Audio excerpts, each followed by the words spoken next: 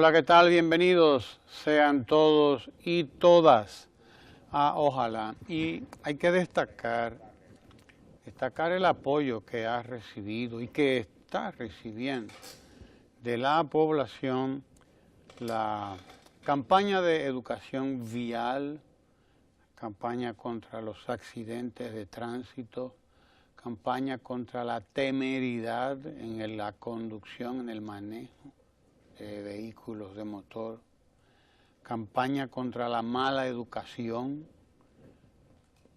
en lo que se refiere al tránsito en la República Dominicana, una campaña formidable desarrollada por la Dirección General de Comunicación de la Presidencia, la DICOM, una campaña estupenda que pues comienza y viene de hecho recibiendo apoyo ya desde hace semanas.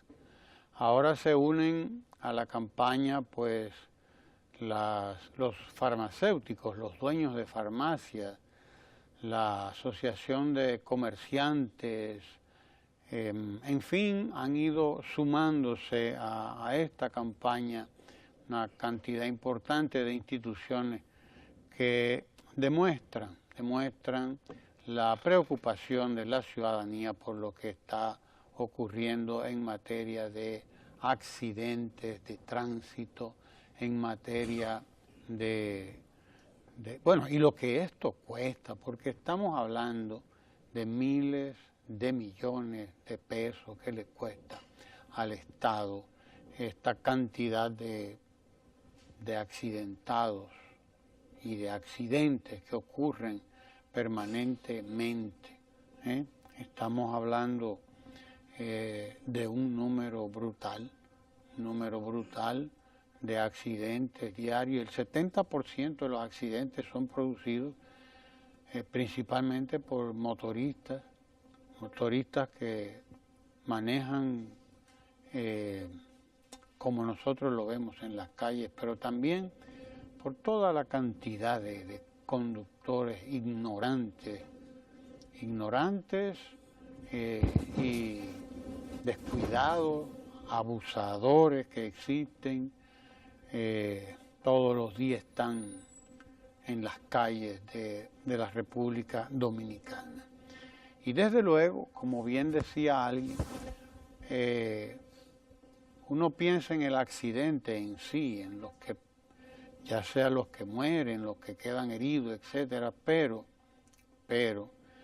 hay unas consecuencias, hay unas secuelas de los accidentes, que esa es perenne, es la de la cantidad de personas que queda con discapacidades, con un brazo menos, con un pie menos, con parálisis, en fin, la cantidad de personas que quedan discapacitados. Ya decía, informaba la Asociación Nacional de Rehabilitación, que una cantidad impresionante de las personas que van a buscar rehabilitación, a recibir terapia de recuperación, son consecuencias de los accidentes de tránsito. Son consecuencias de los accidentes de tránsito. Respetar las leyes de tránsito, como dice la campaña de la Dirección General de Comunicación de la Presidencia. Sí, ahí estamos viendo algunos de los casos patéticos que han sido filmados, recuperados, obtenidos a partir de las fílmicas que se llevan a cabo las 24 horas al día, esa grabación que hacen las cámaras del 911. Eso es solamente en el Gran Santo Domingo, porque el de 911 está funcionando en el Gran Santo Domingo solamente. Imagínese usted lo que está ocurriendo en el país entero, ¿no? Pues decía Rehabilitación que una cantidad impresionante de personas que van a buscar precisamente rehabilitación, es decir, recuperación de los las heridas, de los traumas, de los problemas de incapacidad que le generan los accidentes de tránsito, son personas precisamente que han sido víctimas de ese manejo temerario en que caemos todos, por el manejo del celular en la calle. Ahí está un caso, por ejemplo, típico de ese manejo de celular, cuando usted va, el teléfono celular, cuando usted está conduciendo, algo inexplicable, algo además inexcusable, porque ha habido campañas que advierten sobre los problemas que esto causa, ¿no?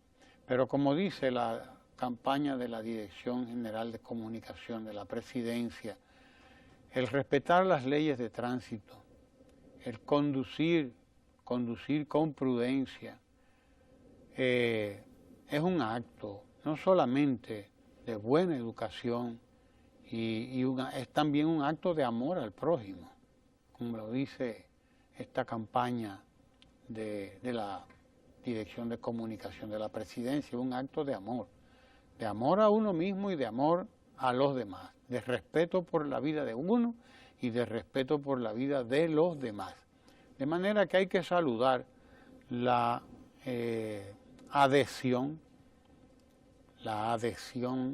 de los dueños de farmacia que lo han expresado a nombre de su asociación, que van a ser en lo adelante, a partir de ahora, van a ser también difusores de esta campaña de la Dirección de Comunicación de la Presidencia contra los accidentes de tránsito.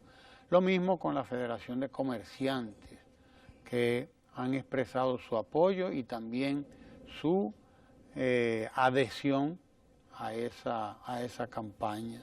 Ellos también serán portavoces de este trabajo formidable que viene haciendo la DICOM, que dirige Roberto Rodríguez Marchena. Y antes lo hicieron pues los integrantes de las diferentes denominaciones evangélicas, que también expresaron su interés, su decisión de unirse a esta campaña contra los accidentes de tránsito, contra la temeridad, la mala educación en el transporte, en el tránsito, en las calles, y sobre todo por el amor, por el respeto a la vida, a la de nosotros y a la de los demás. Eso es lo importante, conducir con prudencia, conducir respetando las leyes de tránsito, es un acto de amor a nosotros, a los nuestros y a todos los dominicanos y las dominicanas. ¿A usted qué le parece esa campaña de la Dirección de Comunicación de la Presidencia, doctor Sánchez Cárdenas? Es la campaña más importante y mejor estructurada que he visto en este campo, porque prácticamente aquí no se había hecho anteriormente, o se le había prestado atención al tema de la epidemia de accidentes que se están produciendo en el país, que no es solamente por las muertes que están ocurriendo, sino además por el atropello, las imprudencias, la mala educación en la conducción en la vía pública, los feos estacionamientos, el nada me importa, sino el interés propio que cada conductor tiene en la vía pública. Hay toda una campaña de prevención de los accidentes y los efectos del traumatismo que conocemos, sino también el hecho cierto de que para lograr esto también hay que trabajar en la educación ciudadana. Soy del criterio, profesor, de que tiene que mejorarse los mecanismos de represión en este campo. Hay un auténtico desbordamiento en el comportamiento ciudadano de no me importa nada. Cualquiera se detiene en medio de la vía para montar o desmontar pasajeros o simplemente se viene a contravía sin que nada suceda. Si no hay una combinación de elementos de orientación, de educación, con elementos de represión de las violaciones que se están produciendo, es difícil que la ciudadanía pueda socializar una conducta totalmente diferente. Así es que yo creo que, aunque la campaña a la que usted se está refiriendo, que lleva a cabo la Dirección de Prensa de la Presidencia, está en esa fase introductoria, vamos a decir, de socializar el fenómeno que estamos viviendo todos en el país, hay que pensar ya un poco más allá de esto en un plan que permita el reordenamiento del tránsito, la modificación completa de esa ley que no ofrece garantías de nada, ni al ciudadano ni a los usuarios, y que además es un fenómeno de tolerancia que se está dando con estas conductas de los choferes y conductores en la vía. Hay toda una acción concertada que se tiene que tomar, pero hay que dar ejemplos en la contención de prácticas en la conducción y el manejo en la vía pública que son verdaderamente inaceptables y que si no producen accidentes, gran parte de los tapones que se están dando dependen de eso, porque es que hay gente que no quiere hacer cola, por ejemplo, y entonces quiere evadir con un atajo o por el lado e irse a meter delante del que está haciendo fila, y lo que arma es un auténtico desorden. Y en esas condiciones lo que se da es que cada quien empieza a forcejear y a provocar enconos, en fin. Todo esto se evita precisamente disciplinando a la gente para que el que llegó tarde que haga cola, ¿verdad? Y evitar y poner atención a aquellos que son dominantes, o sea, porque un camión, una patana en una de estas calles se metió y usted solamente tiene que recogerse en algún lado, si la calle le permite un rinconcito para que no lo atropellen y se lo lleven de encuentro. O una guagua de transporte público que nada le importa a quién da y a quién toca. Así es que con esto no me cansaría yo de saludar esta iniciativa que se está llevando a cabo de resaltar, traer a la opinión pública esta importante campaña de concienciación sobre este problema del tránsito.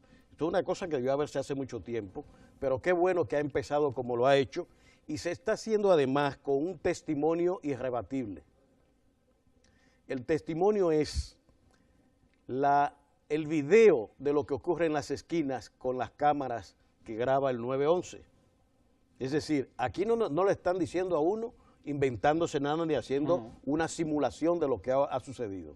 Sino hasta ahora eso era lo que se había hecho, simulación. Simulación. Aquí estamos viendo la realidad. Esos son los hechos de lo que la gente está haciendo en las esquinas. Entonces, esto precisamente es lo que tenemos que tomar en cuenta. Lo que está saliendo en esta campaña es la realidad de los acontecimientos, la parte catastrófica, pero los que se van en rojo, por ejemplo, también debe salir en la campaña y ponerle la placa, si se pudiera de alguna manera que la cámara recoja la información de quién es. En algunos países no son los policías los que ponen la placa, sino la cámara graba cuando usted se fue en rojo, toma la foto y le llega por correo a su casa la sanción. Ahora usted puede tardarse para no pagar, pero en algún momento ya el Estado llega a la sanción evitando renovación de placa o sencillamente poniéndole otro tipo de sanciones. Esto hay que precisamente profundizar esta campaña de concienciación pública sobre la mayor de las epidemias que tiene el país. Ya no es la diarrea, la causante de la mortandad. Es aquí que está la mayor cantidad de daños a la salud de la República Dominicana. Muertos y politraumatizados que están encareciendo la prestación de servicios en los hospitales y clínicas de la República Dominicana. Esa es la realidad. Oye, pero Guillermo vino hoy. Sí, vino. Vea. Él viene de vez en cuando. Ustedes están hablando de accidentes, según entiendo, y de las secuelas fatales que dejan los accidentes. que son las peores, porque más allá de la espectacularidad misma de estos accidentes que hemos tenido la oportunidad de ver, gracias al sistema de videocámaras del 911, Un gran aporte, dicho sea de paso. ese es uno de los grandes aportes. Invaluable. Que tiene que ver también con el tema de cualquier tipo de delito que se comete en las calles. De hecho, hay unos videos que muestran a unos jóvenes que son ladrones de batería.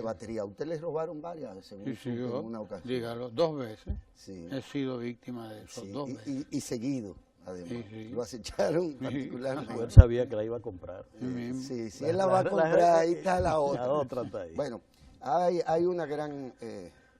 Estas cámaras nos permiten sacar muchas lecciones. Entre estas, la de las secuelas. Aquí tenemos el video. Ese es el de los ladrones, sí. Sí. Mientras el hombre roba la batería, en 30 segundos la operación termina. Ahí van corriendo, la parejita cree que nadie lo está mirando, lo que no sabe es que el 911 en sus cámaras de seguridad lo están filmando. Mira dónde esconden las baterías, en el basurero, pero ya la policía venía ahí, alertada por el 911. Y esos dos están presos. Y están presos. Nosotros no hicimos nada. ¿Qué batería? Claro. ¿Qué batería? Mírala ahí donde está tapada con la basura. Estos dos están presos, dice el policía. Miren, pero están, como digo, las secuelas que quedan, que en algunos casos son extraordinarias, como fue, digamos, el caso de, por poner un ejemplo, que no necesariamente de un accidente, pero sí de un delito, de un homicidio prácticamente, o del intento, de Francina. No, claro. Que fue también esto grabado por cámara, y el país pudo también ver la calidad de los asesinos o de estos delincuentes, que finalmente fueron condenados a una buena cantidad de años tal cual merecían. Son secuelas que quedan para toda la vida en algunos casos y que involucran a familias. Que boten la llave. Sí. Sí, porque así como Francina queda limitada por toda la vida, ellos debían quedarlo también por toda la vida. Hasta que ella vea. Exacto, hasta que ella recupere la visión. Bueno, esto sería quitaron retrotraernos al ojo por ojo y al diente por diente. Pero a veces no queda a veces es lo más recomendable.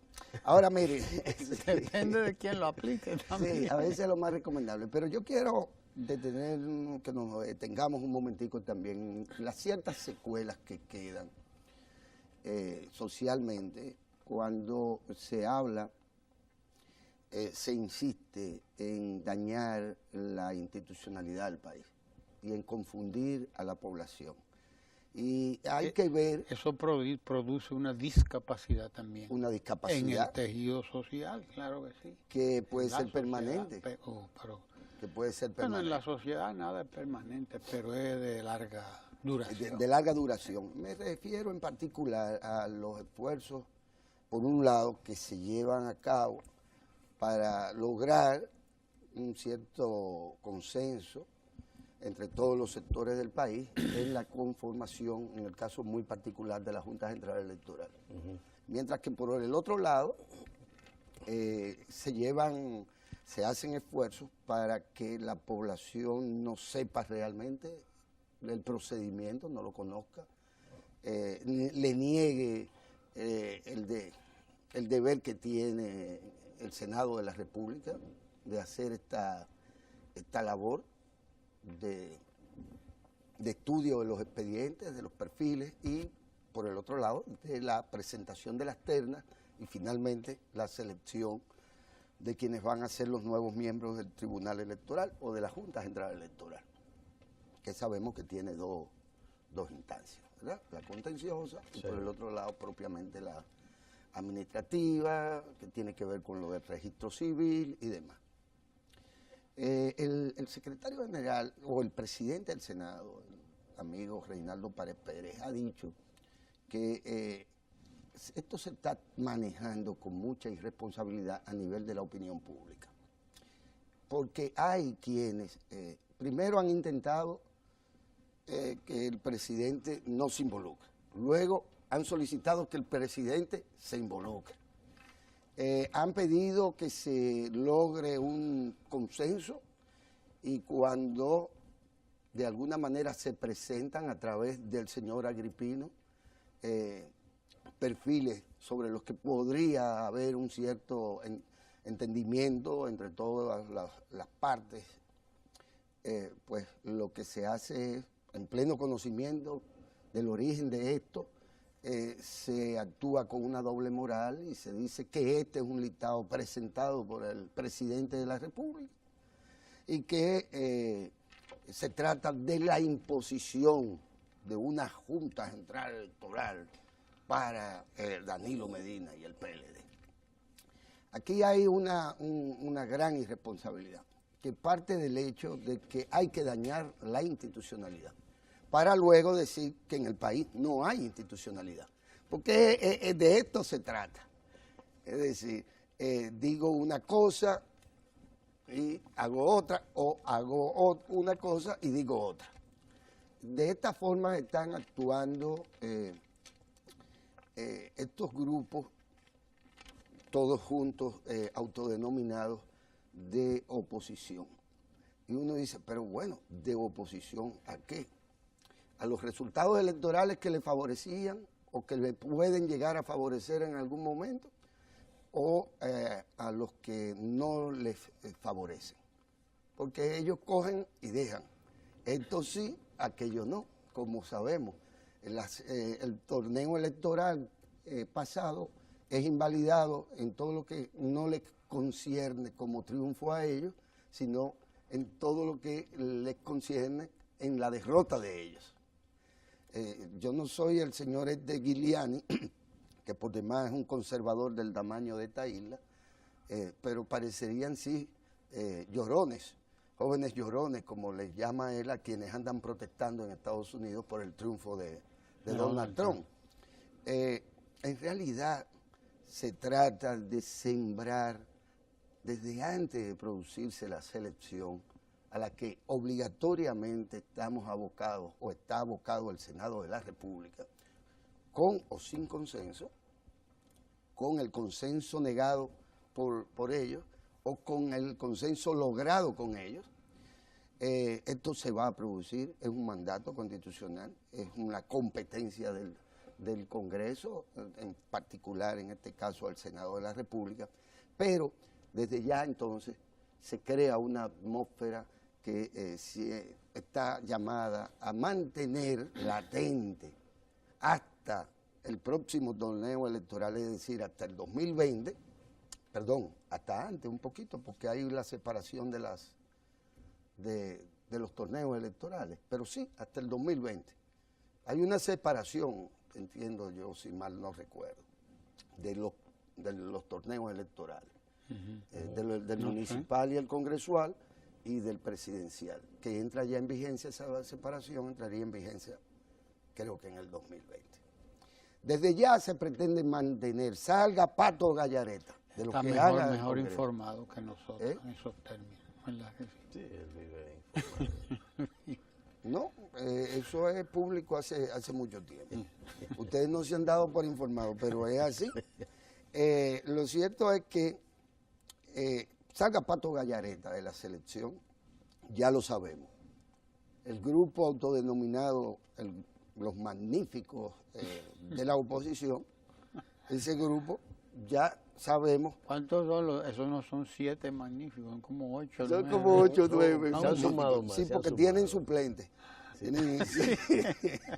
El draft es más grande. Pero qué pena que se insiste en que nosotros no logremos una cultura de la institucionalidad, del respeto a la Constitución, que no logremos que no logremos lo que otras democracias quizás ya asumen como algo consustancial, que es que usted no puede jugar con reglas que luego va a negar.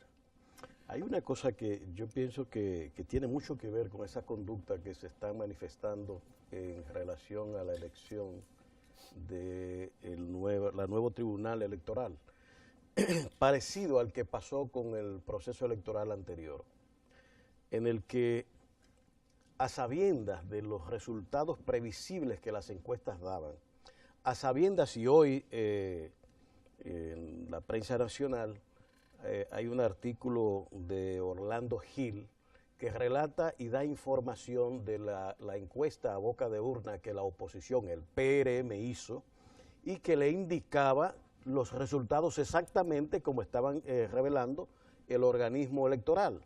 De manera que sabían antes por las encuestas, por los informes y reportajes de la Junta Electoral, más la encuesta a boca de urna que ellos tenían. Pero decidieron callarse y además atollarlo todo y negar los resultados evidentes para la comunidad internacional, incluso que estuvo aquí en la toma de posesión del presidente, los resultados electorales. Ahora con la Junta vamos por un camino parecido, lo que significa que el principio rector que se tiene ante estas cosas es jugar al caos y al desorden. La incapacidad, el chiquitismo en que han caído por las diatribas internas y la división, los ha incapacitado para crear una mayoría nacional. Y eso es un dato duro que tienen ellos. Y ante esa incapacidad han optado porque nada sirve en este país. La institucionalidad quebrada y jugando a que se quiebre. Entonces, eso es lo que estamos mirando.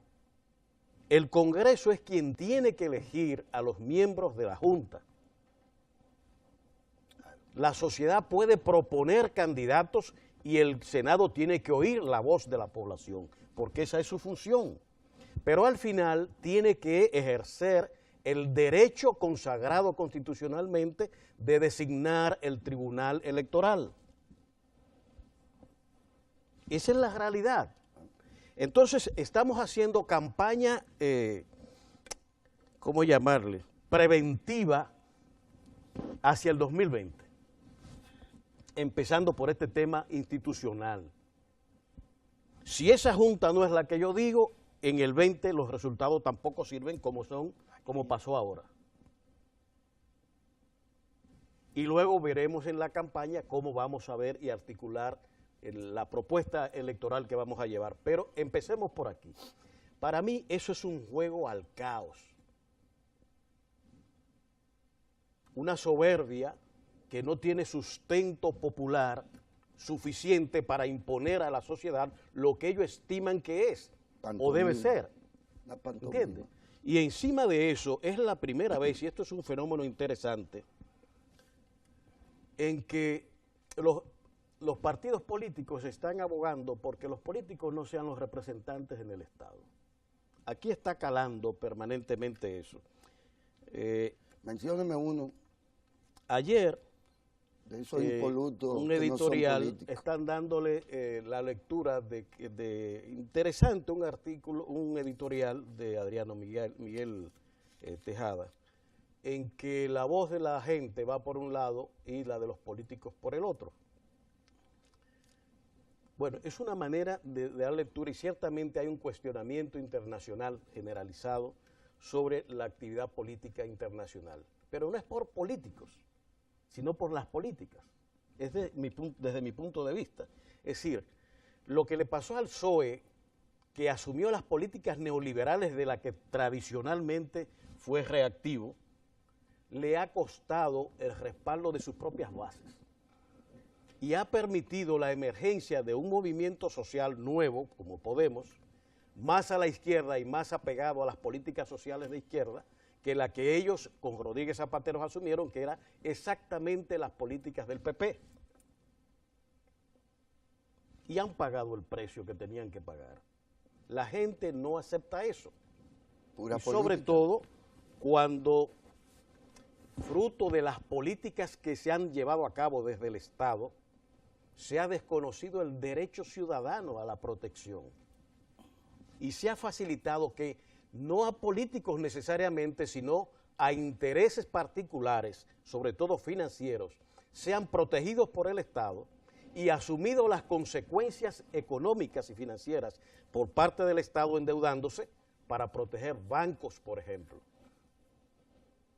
Y la gente se ha dado cuenta del engaño, porque perdieron casas, perdieron bienes, perdieron empleos, y los que lo conservaron además están en condiciones de precariedad cobrando. El Financial Times está revelando los datos de que en Estados Unidos, y esto tiene mucho que ver con las votaciones norteamericanas, todavía no llegan al salario que tenían en el año 2008 cuando empezó la crisis financiera. Y más aún, revela que más de un 2% le falta a los salarios que tienen actualmente los norteamericanos para retornar al que tenían en el año 99.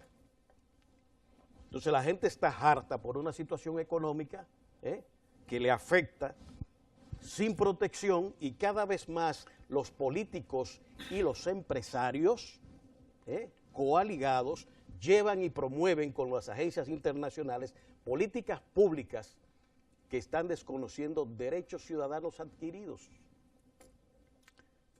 Y la gente sencillamente se rebela y emite lo que acabamos de ver.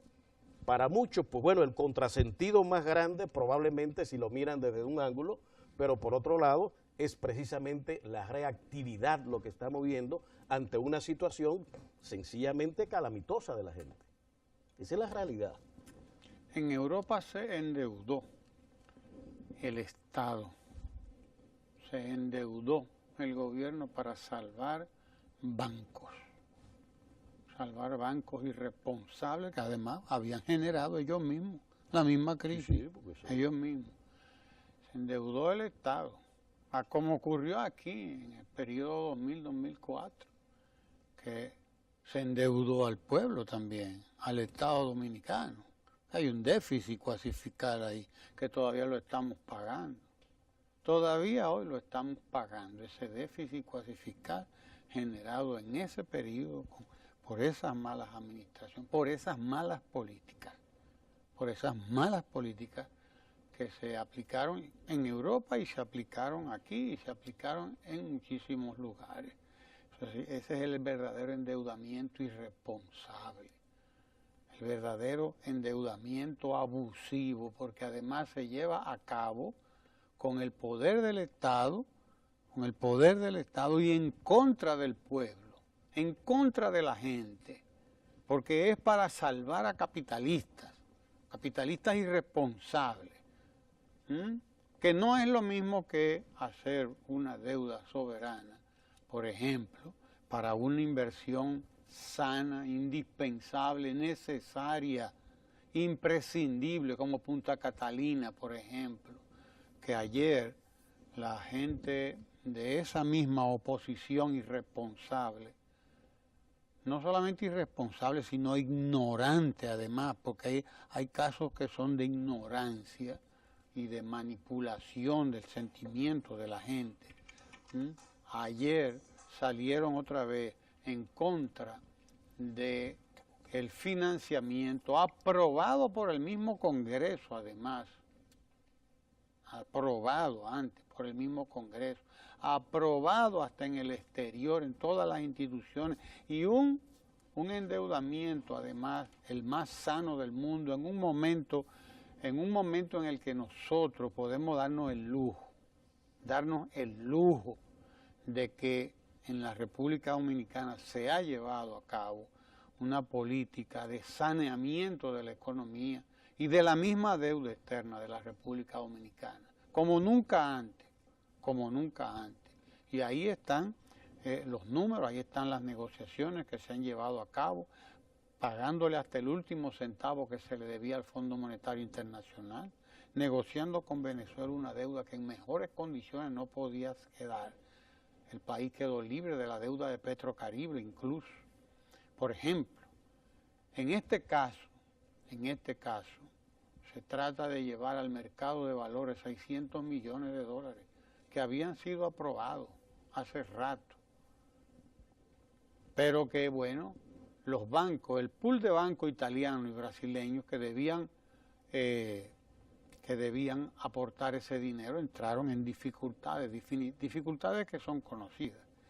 Y por lo tanto hay que buscarle la vuelta. La vuelta es que, bueno, el endeudamiento no será, el financiamiento no será vía el Bandes y los bancos italianos, será vía bonos en el mercado.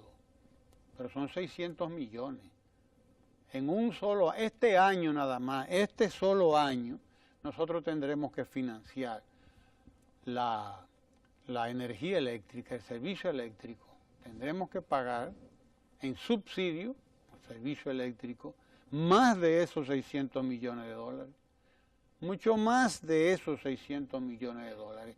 Y eso es algo que tiene que ser cortado definitivamente y solamente con las plantas de Punta Catalina nosotros vamos a salir de ese círculo vicioso y de ese desastre de estar todos los años invirtiendo 1.000 millones de dólares, 800 millones de dólares cuando menos hemos subsidiado en un negocio que es de capa perro, como le llama la gente.